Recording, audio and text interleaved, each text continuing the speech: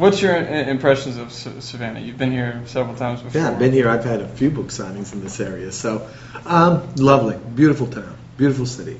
One of the great small cities that I visit. And I say that the people I've met here have always been terrific, and of course you have the history and the beauty of the city. All of those things kind of come together to make Savannah a very special place and one of my favorite medium city on the East Coast. Miley's influence on the story that I wanted to tell was minimal. I told Disney and I told the Cyruses, this is the novel that I'm going to write. Are you interested in this one? Yeah. They said, sure. So that's kind of how it went. So what were Miley's influences in this? They were actually very small. I made the character have brown hair. Mm-hmm. I added a small musical element to the story, hence the title, The Last Song.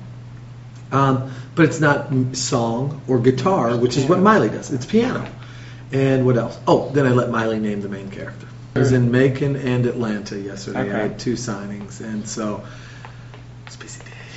It was a busy day. And that's fine. That's what you do on tour. And it's always wonderful to see people. I mean, everybody's nice, which makes it a lot easier. And I think that goes to the kinds of people who tend to like my novels. They're very regular people novels. You know, there's no melodrama. There's no astronauts or movie stars, no vampires running around, magic schools. I mean, this is pretty much everyday real life stuff. So people who like that, you know, they tend to lead those kinds of lives themselves. So it's great to see everybody. This is the story of a 17-year-old girl who her parents are divorced, and she's got to spend the summer with her estranged father. And she's kind of at that fork in the road where she can take a good path and make something of her life, or take the bad path. And it's the story of how this summer changes her. It's a love story. It's a story about fathers and daughters. It's a story about brothers and sisters.